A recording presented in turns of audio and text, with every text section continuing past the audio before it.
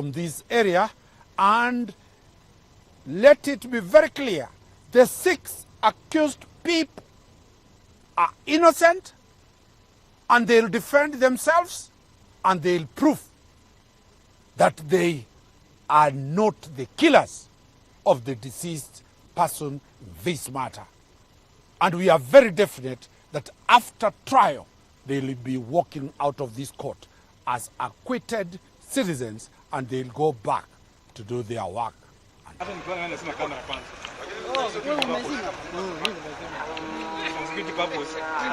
The allegation against the police, the general allegation called the Blue Code, that police officers cannot be released on bail. We've raised that question to the court. Are we demonizing disciplined officers? Are we demonizing a profession called disciplined officers?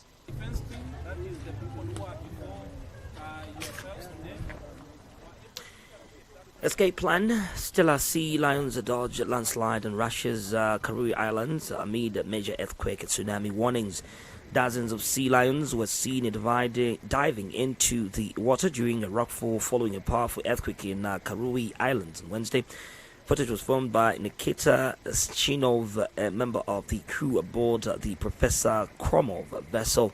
On Wednesday morning, the Russian Ministry of Emergency Situations reported tremors in Kamchatka Peninsula with a magnitude of up to 8.7, according to the regional branch of the Geophysical Service of the Russia Academy of Sciences. It marked the strongest earthquake in the area since 1952. There are no casualties. The facade of one kindergarten collapsed. The building was undergoing repairs. The Kamchatka Tsunami Monitoring and Warning Center has issued a warning of a wave approaching the islands of Paramushir and Shumshu in North Kuru region. Some chimneys and ventilation systems were partially destroyed, the Ministry of Emergency Situations stated.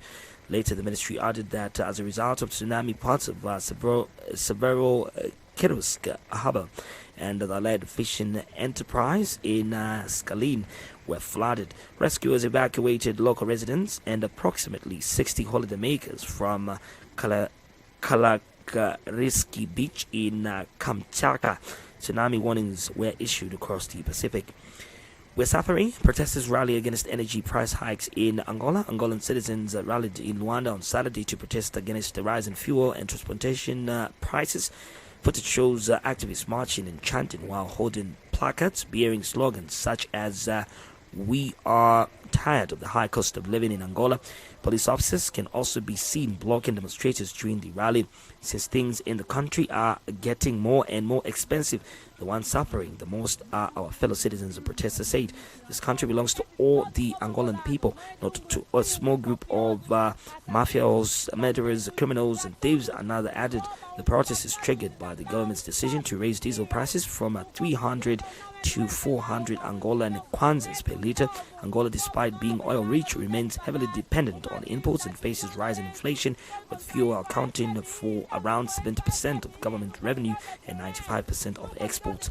Many citizens have accused the government of mismanaging resources, while the majority continue to struggle with poverty, hunger and malnutrition.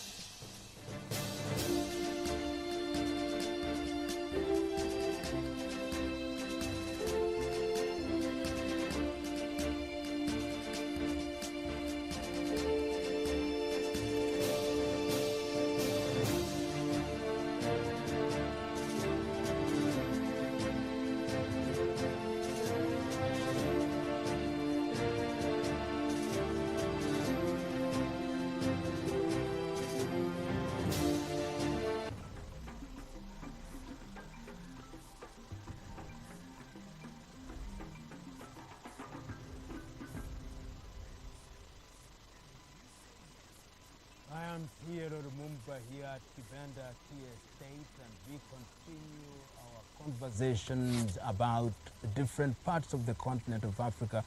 Today we want to have a conversation about Ethiopia and Somalia. And I say Somalia firmly because it is important to understand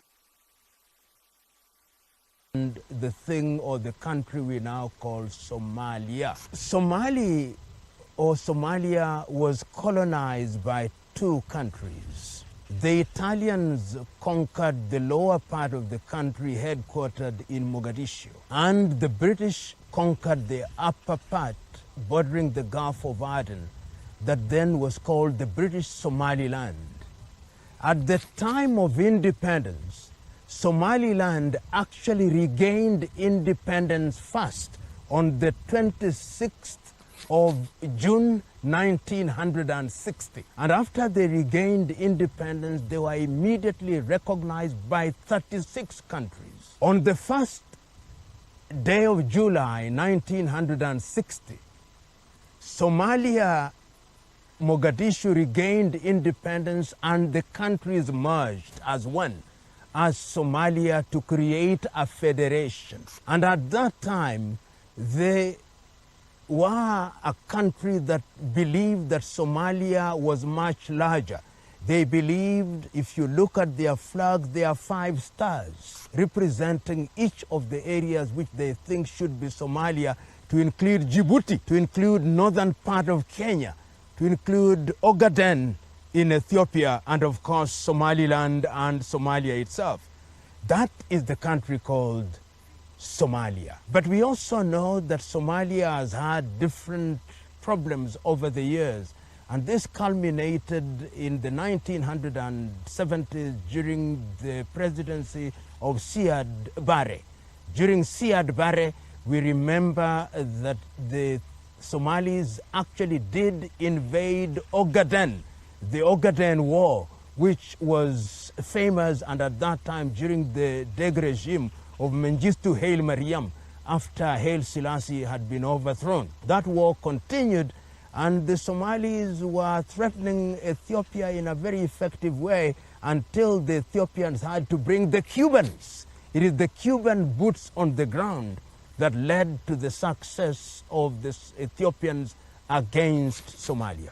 After that, Somalia degenerated into clan warfare, culminating in the departure of Siad Barre, and people like Aidid did emerge, and what happened is that clanism started dividing the country, and little warlords started emerging with individuals running Jubaland, Puntland, and in 1991 there was a civil war. Others may characterize it otherwise, and after that civil war, Somaliland declared her independence, which independence has not been recognized by any country.